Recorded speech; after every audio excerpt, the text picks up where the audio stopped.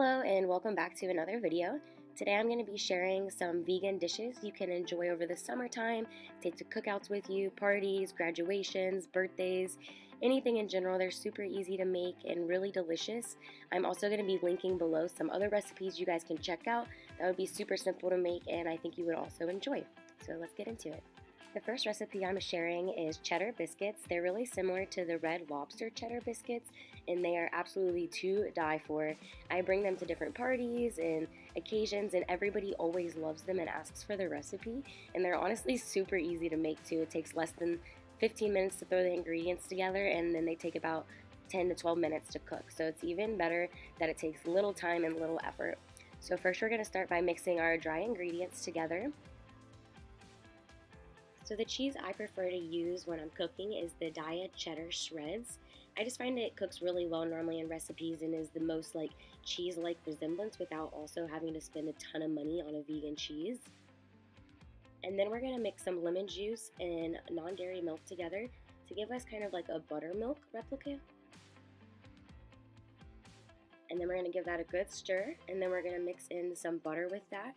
You really want to make sure you get these mixed really well together, and you'll know once you're almost done is because the butter will start to form almost like bubbles on the top as you see here, and then once you start to see those form, then you know it's good to go. And then we're going to throw that in with our dry ingredients and give it one big mix, and our biscuits are ready to go in the oven.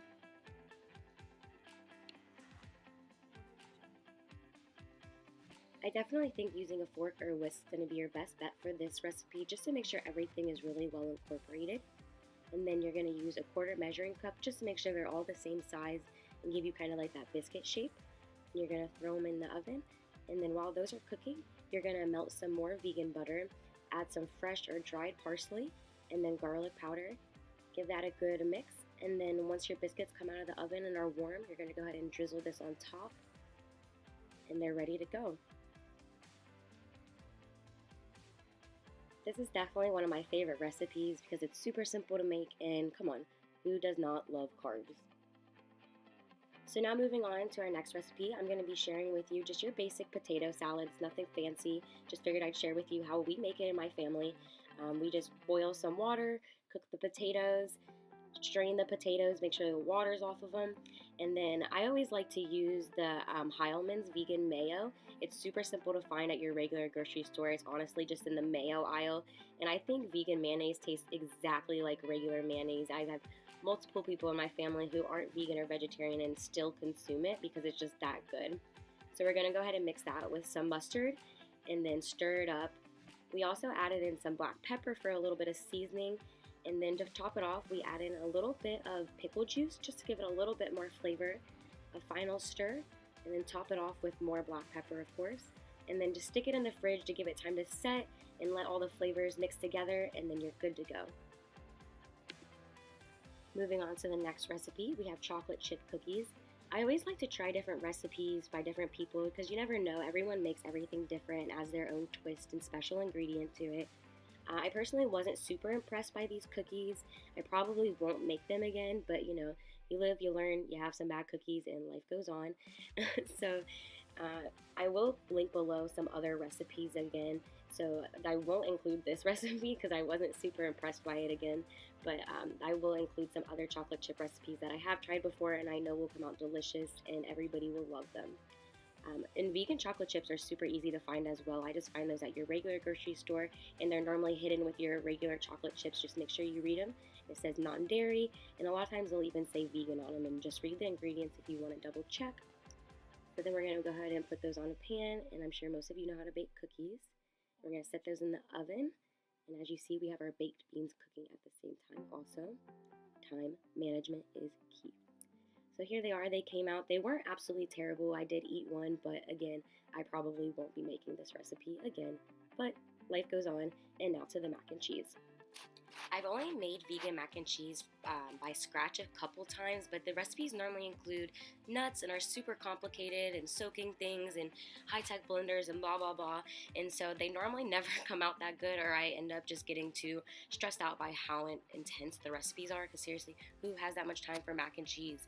Anyway, so I normally get the Daiya mac and cheese boxes, which are really good, but one of my favorite bloggers, her name is It's Liv B. She's on YouTube and Instagram, and she posts amazing recipes that are super simple, affordable, and really easy to make.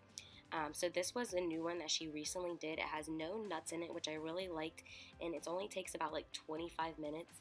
And the best part about it is a one-pot vegan mac and cheese. So at first you're going to be making it and it's going to look like it's a really soupy kind of mac and cheese, but over time it's going to thicken up. And I think this was honestly one of my favorite vegan mac and cheeses that I've ever had, and I probably will be making this weekly now. So again, like I said, once you throw in all the last final ingredients and give it a big mix, you're going to be thinking this is super soupy and liquidy. So did I, but don't panic. It will absorb more of the liquid over time and it will have a nice, creamy, thick mac and cheese. So as you can see here, it's starting to thicken up a little bit more. It's a little runny, still looking delicious and cheesy though. So just give it another minute or two and then you'll have the most creamy, cheesy mac and cheese. And best part about it is you only have one pot to clean. I also put together some corn on the cob, which is super simple. You pull the husks off, just boil it for 5 minutes, strain it off, and then I always like to rub some vegan butter on mine as well. Then for our burgers, we wanted to saute some veggies that we could put on top. So we just had some onion and mushroom on hand that we chopped up, threw on the stove with some garlic, avocado oil, and just let those cook down until the onion became a little translucent and the mushrooms had released most of their water. You'll be able to tell when it's done cooking because they'll start out very fresh, crisp looking, and then after a couple minutes of being sauteed, you'll see the translucentness come through the onions, and then the mushrooms also will become a little bit smaller. Next up, we have baked beans. Nothing fancy about these. We just buy the canned version of them, but do make sure that it is the vegetarian baked beans because regular baked beans actually do contain pork. And you can find the vegetarian ones right next to the regular ones as well. You of course cannot have a cookout without a fruit salad, so this is just a mix of different kinds of berries. And now onto the main entree. I decided to cook up some Beyond Burgers and some Beyond Meat broths, which are one of my favorites to do. I normally just cook these at home on a skillet, but we were at my parents' house for this meal, so I was able to cook them on the grill, which is super delicious. And I know the burgers don't look done. They always look like that, but the best part about vegan food is you never have to worry about undercooked or raw meat. These burgers and brats are honestly in my top 5 favorite vegan alternatives, so if you ever see these at the store, I highly recommend trying them and giving them a shot. So there you have it, some different vegan dishes you can bring to cookouts, parties, graduations, anything you want, or if you just want to cook a meal at home for yourself and eat it all, who cares? Go ahead and do it. Do you, boo. We've all been there and nobody is judging.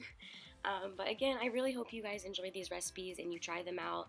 Let me know how you like them, or your friends and family if you do bring them to occasions like them.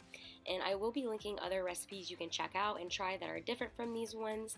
The potato salad is also not pictured because we totally forgot to get it out until like halfway through our meal. We remembered that it was still in the fridge. Anyone else's family do that? And yes, I did get another plate to add that on because I smashed on all of this food. So again, let me know if you try any of it. Thanks for watching this video. I love you all and have a great day.